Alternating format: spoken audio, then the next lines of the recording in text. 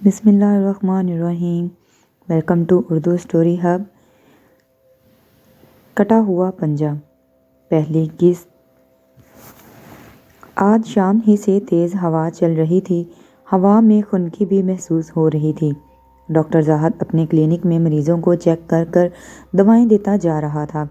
آج مریض بھی کچھ زیادہ تھے کیونکہ دوسرے دن اتوار تھا اور کلینک بند رہتا تھا۔ زاہد کا یہ کلینک شہر سے 30 کلومیٹر دور ایک دیہات میں تھا۔ راستے میں ایک طویل علاقہ بہت سنسان جنگل کا پڑتا تھا۔ زاہد چاہتا تھا کہ جلد از جلد مریضوں کو نپٹا کر گھر چلا جائے کیونکہ اب بارش شروع ہو چکی تھی۔ پھر بھی آخری مریض جانے تک رات کے 10:30 بج چکے تھے۔ زاہد نے سامان سمیٹا اور رین کوٹ پہن کر باہر آ گیا۔ دواخانے کا شٹر بند کر کے مڑا اور تیز بارش میں بائک کو سڑک پر لا کر شہر کی طرف موڑ دی۔ کچھ ہی دور چلا ہوگا کہ سامنے کوئی ہاتھ ہلا کر زاہد کو روکنے کے لیے کہہ رہا تھا۔ غالباً کوئی مدد چاہیے تھی اسے۔ بائک روک کر اس نے سامنے دیکھا تو ایک دیہاتی تھا۔ دیہاتی لمبا دھوتی اور قمیض پہنے ہوئے تھا۔ بارش سے بچنے کے لیے اناج کے خالی بورے کو اندر کی طرف موڑ کر دوہرا بنا کر اوڑھے ہوئے تھا۔ بارش اب زور پکڑ چکی تھی۔ زاہد نے اس سے پوچھا کیا بات ہے؟ دیہاتی ڈرتے ڈرتے کہنے لگا ایک مریض کی مرہم پٹی کرنی ہے۔ اتنی رات گئے؟ زاہد بولا ہاں صاحب، یہی نزدیک ہے راستے میں۔ زاہد کچھ سوچ کر مرہم پٹی ہی تو ہے تیار ہو گیا، اور اس سے پہلے کہ وہ دیہاتی کو بیٹھنے کا کہتا اس نے محسوس کیا کہ وہ کب کا بیٹھ چکا تھا۔ کچھ دور ہی چلا تھا کہ بائک کی ہیڈ لائٹ بند ہو چکی تھی۔ اب بارش بہت زور پکڑ چکی تھی۔ زاہد نے سوچا کہ بائک کو روک کر لائٹ ٹھیک کر لے۔ تبھی دیہاتی بولا لائٹ کی پرواہ نہ کریں صاحب، چلتے رہیں، سڑک پر لائٹ ہے۔ اس کی آواز غیر انسانی لگ رہی تھی۔ ایک لمحہ زاہد کو پھر خیال آیا کہ دیہاتی کو کیسے پتہ چلا کہ وہ کیا سوچ رہا ہے۔ وہ محسوس کیے بنا نہیں رہا کہ وہ دیہاتی کے اس تہمکانہ انداز میں بات کر رہا تھا۔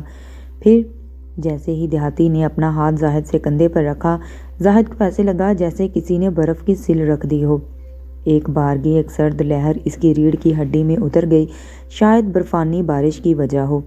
کچھ ہی دور چلا تھا کہ سڑک کے کھمبوں کی بجلی چلی گئی۔ ایک تو تیز بارش کی بوندیں سیدھی اس کی آنکھوں میں پڑ رہی تھیں، دوسرے بجلی گل ہو چکی تھی۔ زاہد نے بائک کو سڑک سے نیچے اتارنے کے لیے رفتار کم کر دی۔ تبھی دیہاتی کی آواز آئی چلتے رہیے صاحب، مجھے گھر معلوم ہے، میں بتاتا ہوں۔ زاہد کو یک بارگی ایسا لگا جیسے اس کی آواز بہت دور سے آ رہی ہو، لیکن زاہد نے اس پر زیادہ دھیان نہیں دیا اور زاہد نے رفتار بڑھا دی۔ بارش تھی کہ طوفان آج برسنا ہی تھا۔ اب بجلیاں بھی چمکنے لگی تھیں۔ اس وقت خوفناک بجلیوں سے ایک فائدہ یہ تھا کہ زاہد کچھ رستہ دیکھ پاتا تھا۔ پھر بجلیاں بند ہو گئیں۔ اچانک دیہاتی بولا ڈاکٹر صاحب بائیں موڑ لیں۔ زاہد نے بائک موڑ لی۔ اب رستہ کچا تھا، پتھروں پر بائک سنبھالنا مشکل ہو رہا تھا، اس پر ڈبل سیٹ۔ یک بارگی زاہد نے ارادہ کیا کہ وہ بائک روک دے اور بارش رکنے دے۔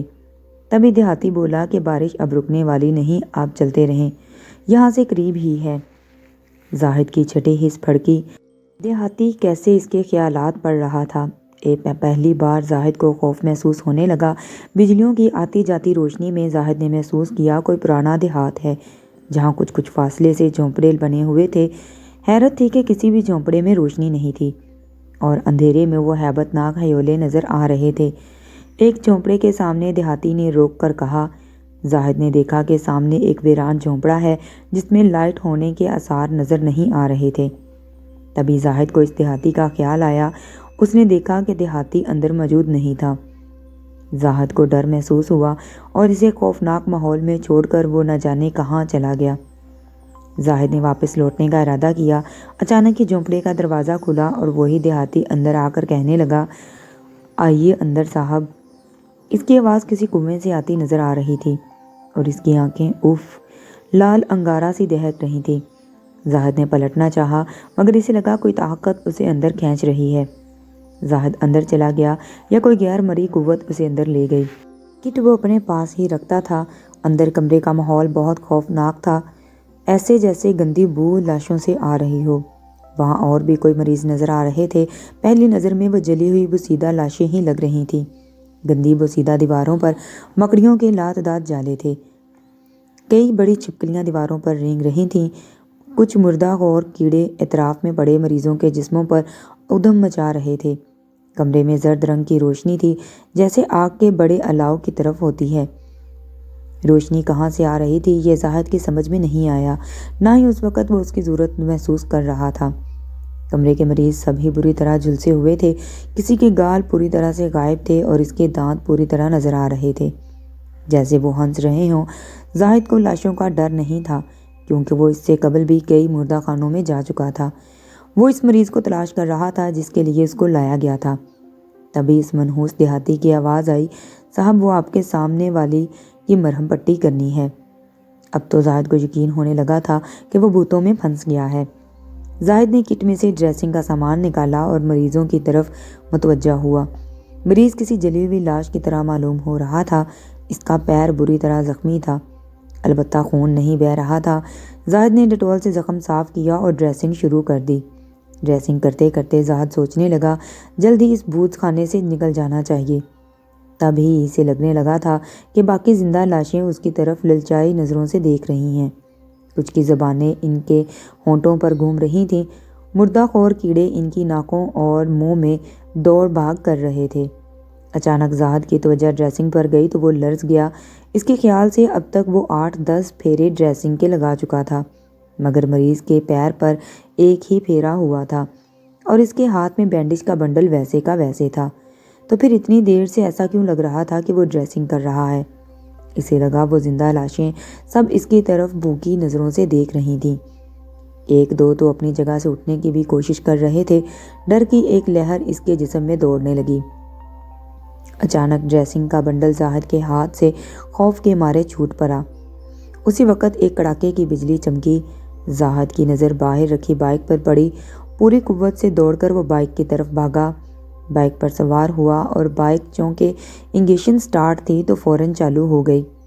اس نے بائک سڑک کی طرف دوڑا دی۔ اب بارش تیز ہو چکی تھی۔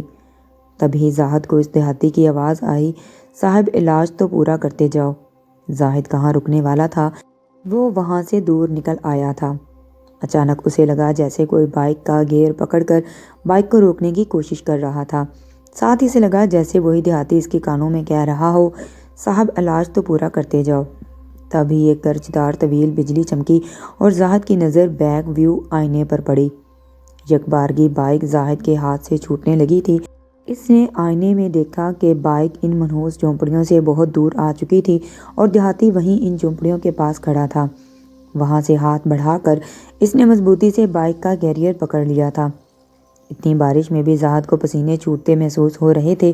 زاہد نے بائک کی رفتار بڑھانے کے لیے بائک کو ریس دی۔ تبھی ایک جھٹکا لگا اور زاہد کو لگا کہ اس خبیث کے ہاتھ سے بائک آزاد ہو گئی ہو۔ پھر ایک دم بائک انتہائی تیز رفتاری سے سڑک پر آ گئی۔ تبھی زوردار بجلی چمکی اور ایک دھماکہ ہوا۔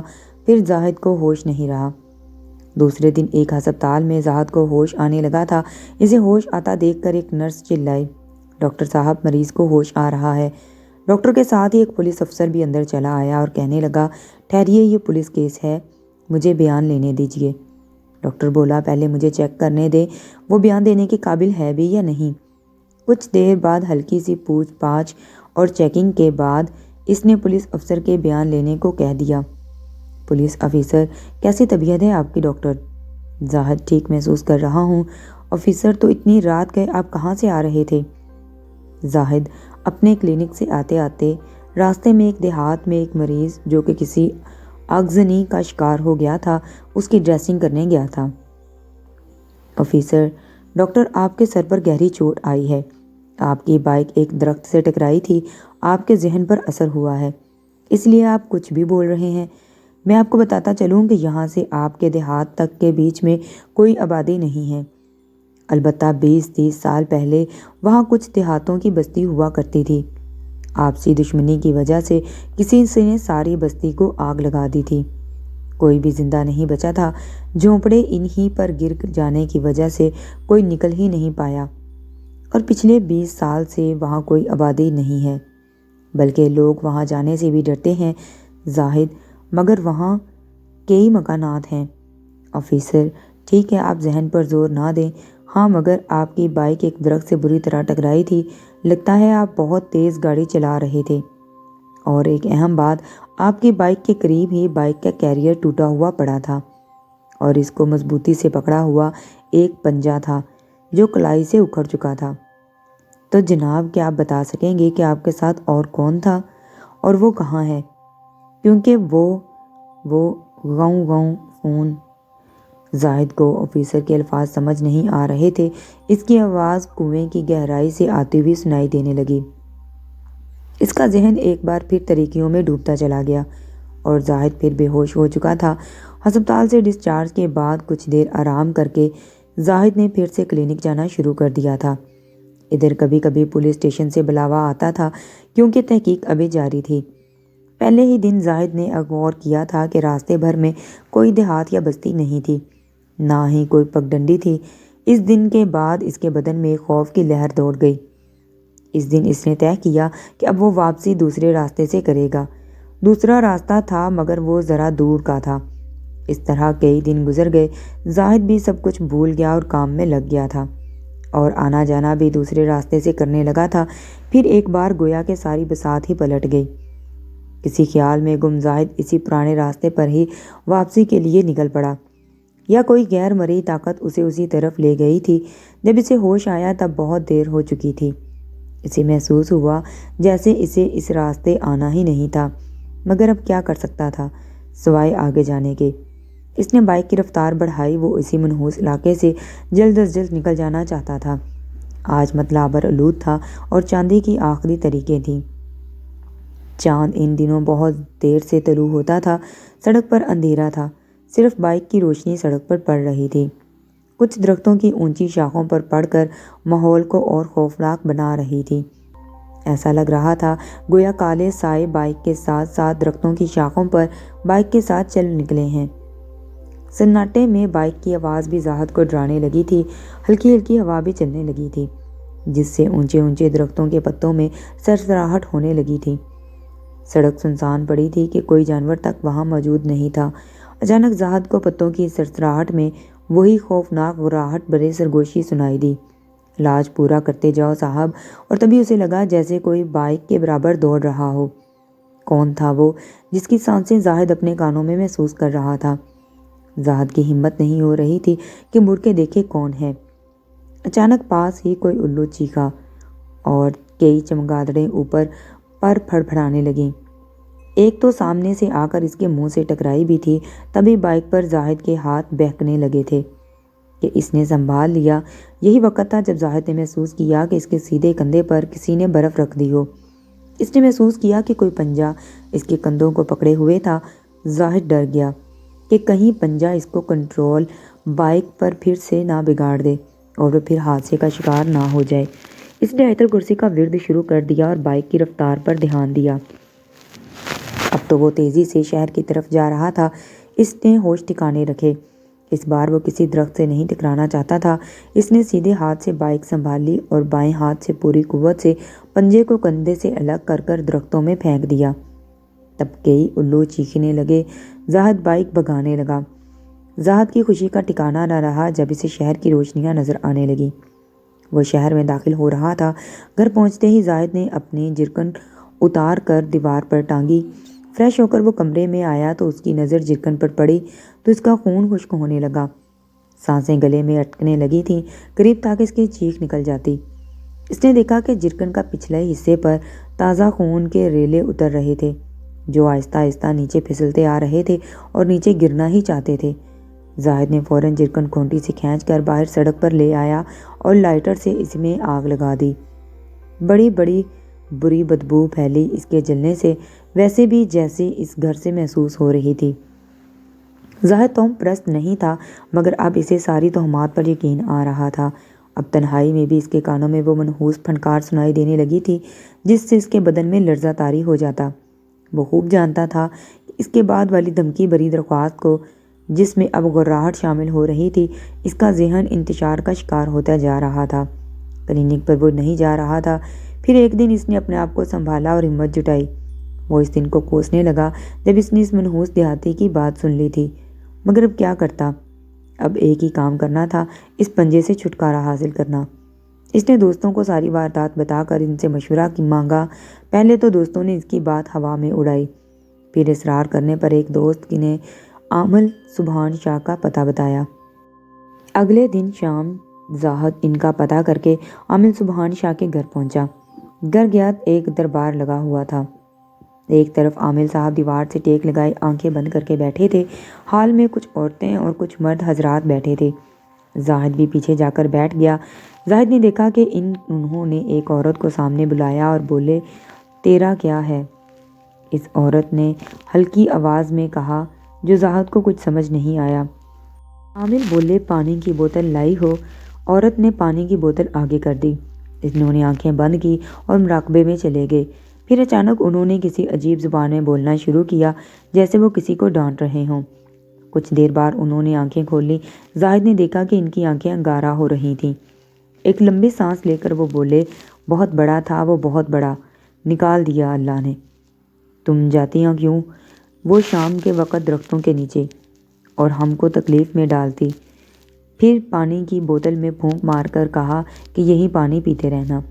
زاہد کے لیے یہ پہلا موقع تھا ایسی چیزیں دیکھنے کا۔ آخری عورت کے جاتے ہی زاہد ان کے سامنے بیٹھ گیا۔ انہوں نے پوچھا، تیرا کیا مسئلہ ہے رے بابا؟ زاہد نے ڈرتے ڈرتے ساری واردات سنا دی۔ وہ سن کر انہوں نے کچھ سوالات بھی زاہد سے پوچھے، پھر اپنا چہرہ نیچے کر کے بیٹھ گئے۔ وہ کچھ عمل بھی کرتے جا رہے تھے، پھر اپنا چہرہ اٹھا کر بولے، ارے تیری کیا مت ماری گئی ہے جو یہاں مرنے چلا گیا تھا؟ زاہد ڈر گیا تھا، اس نے کوئی جواب نہ دیا۔ مت ہی ماری گئی تھی اس کی۔ پھر زاہد نے ڈرتے ڈرتے پوچھا کہ حضرت تو اب کیا کرنا ہوگا؟ تو کیا کرے گا رے؟ مجھے ہی کچھ کرنا ہوگا، مگر بیٹا یہ ناپاک بدروحوں کا معاملہ ہے، ان سے چھٹکارے کے لیے ان کو فنا کرنا پڑے گا، اس میں کسی کی جان بھی جا سکتی ہے، اسی جگہ جا کر فلیتا جلانا ہوگا۔ تو دوستو کہانی کا لاسٹ حصہ سننے کے لیے میرے چینل کو سبسکرائب کریں، ویڈیو کو لائک کریں، شیئر کریں۔ اللہ حافظ۔